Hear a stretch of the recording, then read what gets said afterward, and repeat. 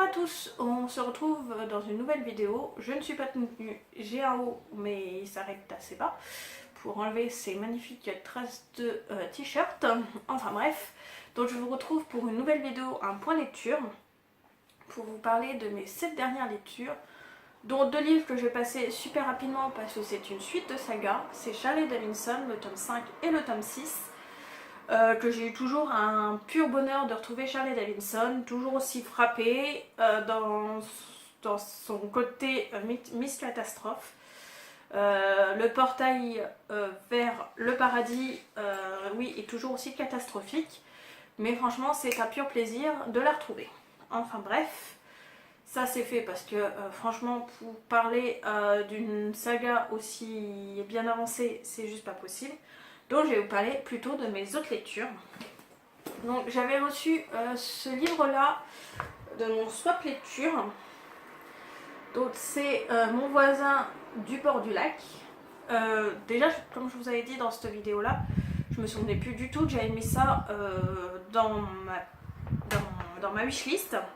Mais franchement, c'est une lecture, c'est un J'ai lu Promesse, donc c'est dans la même collection que Virgin River.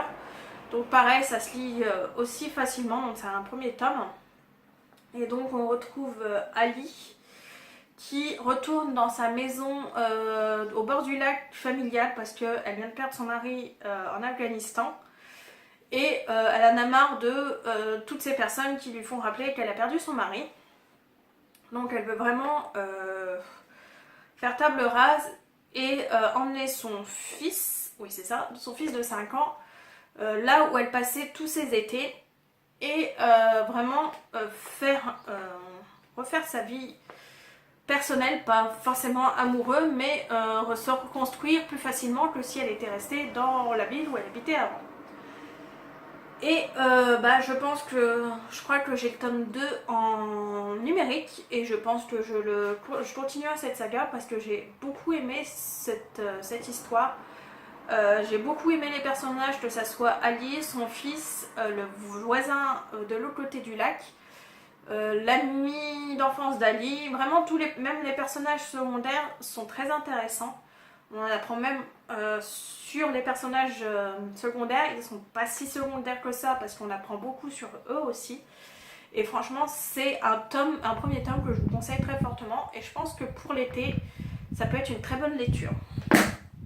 Ensuite, je vais vous parler de ma toute dernière lecture, je l'ai finie hier.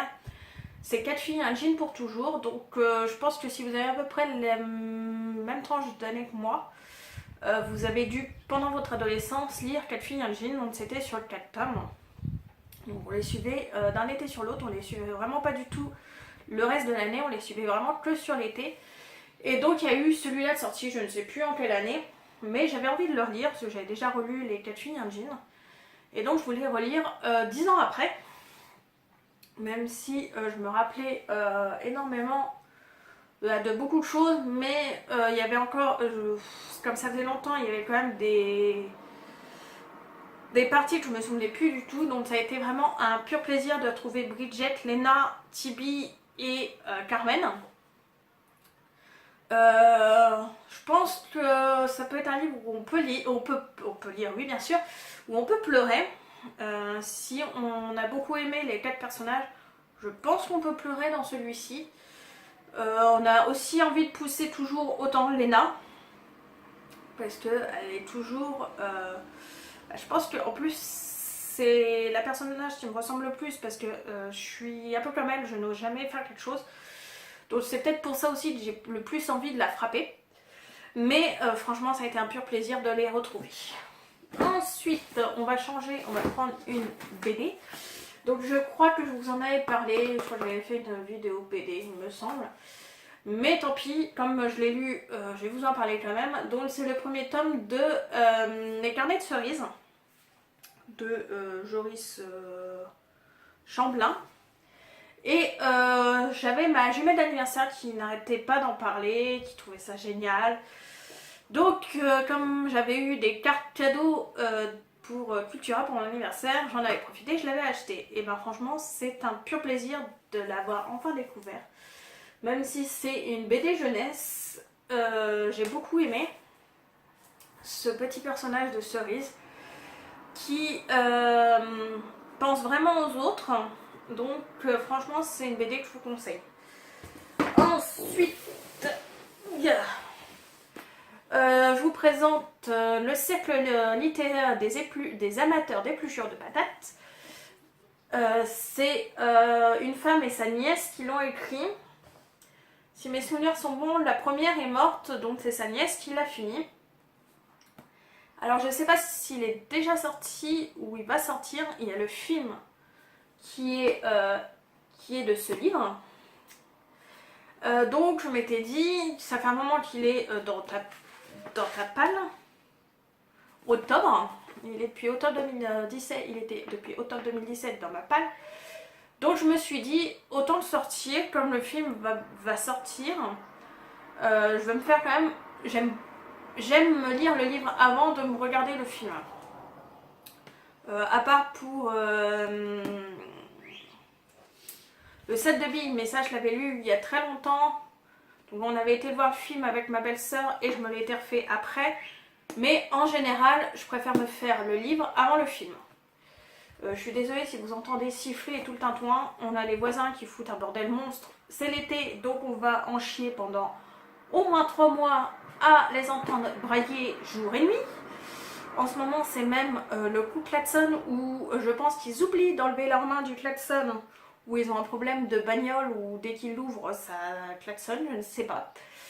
Mais ça peut être à 3 h du matin par exemple, donc voilà. Donc si vous les entendez entre guillemets, c'est normal. Donc enfin bref, on suit Juliette qui est écrivain. On est juste après la guerre et elle découvre, je sais plus comment, l'île de Guernesey et comment ils ont vécu la guerre sur cette petite île britannique. Et franchement, ça a été un pur plaisir. Donc c'est juste, c'est que de l'épistolaire en fait.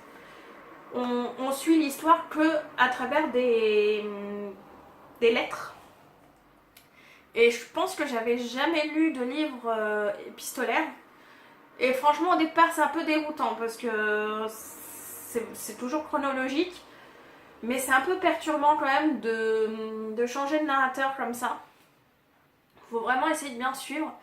Mais franchement, je pense que j'aimerais beaucoup voir le film parce que le livre m'a beaucoup plu. Et ensuite, pour finir, un Agnès Le Digue. Ça faisait longtemps que j'en avais pas lu. Je pense que je vais bientôt me faire Marie d'en haut, je crois. C'est un truc comme ça. Pardon. C'est son dernier livre qui est sorti, je sais plus quand exactement, en 2018. Voilà, ça doit être mai ou avril 2018 parce que je crois que je me le suis acheté peu de temps après sa sortie. Et franchement, ça a été encore peut-être pas un coup de cœur, s'il y a des personnages qui m'ont agacé. Mais franchement, j'ai beaucoup aimé certains de ces personnages. D'autres, c'est Anaëlle qui a eu un accident et qui écrit à un procureur parce qu'elle est en train d'écrire un livre et qu'elle veut des informations supplémentaires pour écrire son livre. Et donc commence un échange épistolaire entre le procureur et Anaëlle. Et d'un autre côté, on a Thomas et Simon, son petit frère. Je crois que je vous en ai déjà parlé, mais j'en suis plus sûre. Enfin bref, tant pis, si je vous en ai déjà parlé, excusez-moi. Donc oui, on suit d'un autre côté Thomas et son petit frère Simon, qui a 8 ans, il me semble, et qui est atteint d'un cancer et qui va bientôt mourir. Et donc voilà. J'ai beaucoup aimé le personnage d'Anaëlle, de Thomas, aussi de Simon. Mais par contre, j'ai pas du tout aimé ce procureur qui, à la limite, on a rien à foutre de sa femme. Qui aime beaucoup l'excitation d'écrire à une jeune femme. Parce qu'à la limite, c'est plus lui qui s'attache à elle qu'elle à lui. Même si elle s'y attache aussi. Mais je trouve que pour un homme marié, il s'attache quand même vachement vite à une autre femme. Enfin bref, ça c'est mon côté que je ne supporte pas l'infidélité. Enfin bref, c'est un autre débat. Mais franchement, c'est un livre que j'ai encore beaucoup aimé. Comme d'habitude, les Agnès Le Digue, je vous les conseille fortement. Enfin bref. Donc voilà, on a fini pour mes lectures mes dernières lectures. Là, je ne sais pas du tout ce que je vais commencer. J'ai fini les 4 filles Yanjin pour toujours hier dans l'après-midi. Et pour l'instant, il faudrait que je me trouve un livre pour le commencer demain. Et franchement, je ne sais absolument pas ce que je vais commencer. Je sais pas. Donc on verra bien. J'espère que la vidéo vous a plu, que vous avez passé une bonne journée ou que vous allez passer une bonne journée. Et je vous dis au revoir pour une prochaine vidéo. Au revoir.